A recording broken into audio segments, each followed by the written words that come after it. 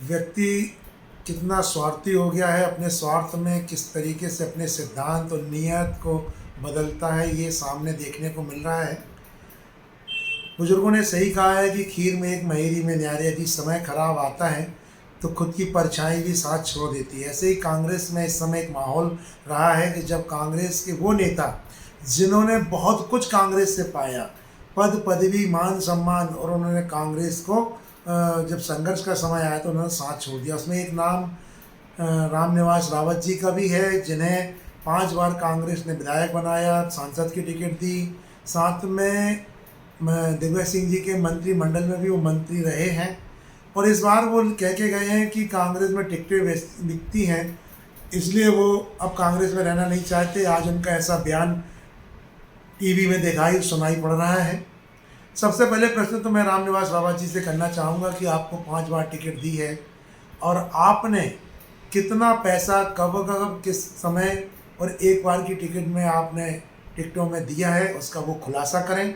साथ में मुझे ये भी जानकारी है कि जब आप नेता थे, आप विधायक थे, मंत्री थे, तो आपने अपने क्षेत्र के नगरीय निकाय नगर पालिका के टिकट भी वितरण किए हैं। तो आपने कितने लोगों से टिकट के बदले में पैसा लिया है, उसका भी खुलासा होना चाहिए, यदि आपकी बात में सत्यता है तो।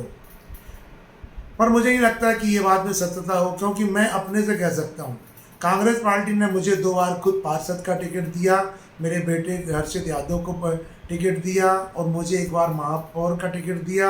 अभी वर्तमान में मैं लोकसभा का प्रत्याशी भी रहा हूँ। मेरे से तो कभी कांग्रेस ने या किसी नेता ने एक पैसा कभी नहीं लिया।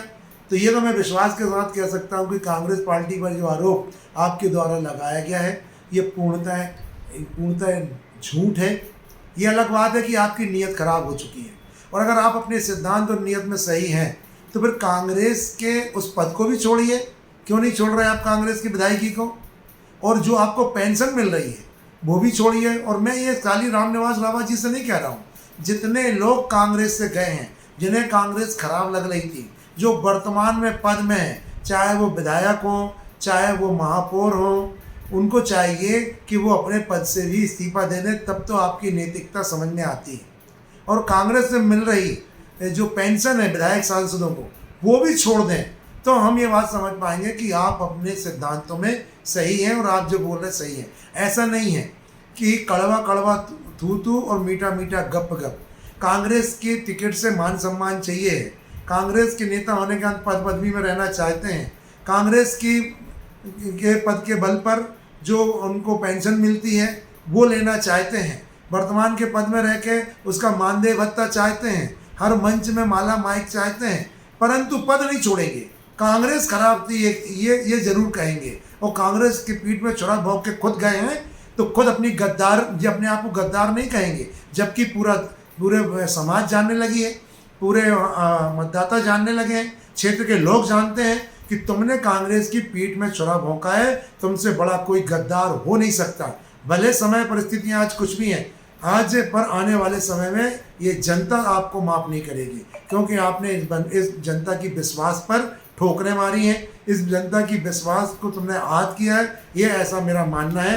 इसी के साथ मैं पुनः कहना चाहूँगा कि जो लोग कांग्रेस छोड़ के गए हैं, उनमें अगर वाकई नैतिकता है, अगर उनके अंदर कोई वजूद जिंदा है, यदि वो अपने आप को अच्छा मानते हैं, तो सबसे पहले वो अपने पदों से त्यागपत्र दें, पेंशन लेना बंद करें, या फिर इस प्रकार की दोगली बातें करना बंद करें। आपकी नीयत और नज़र में फर्क थी, आप गद्दार साबित हुए हैं, ये सब लोग जानते हैं। आप कितने बयानबाजी कर लें, परंतु आप गद्दारी के नाम से छिप नहीं सकते, और ना कभी लोग आपको अच्छा कहेंगे। हाँ, पूरा समाज आज नहीं कल आपको गद्दार गद्दार गद्दार कह के पुकारेगी।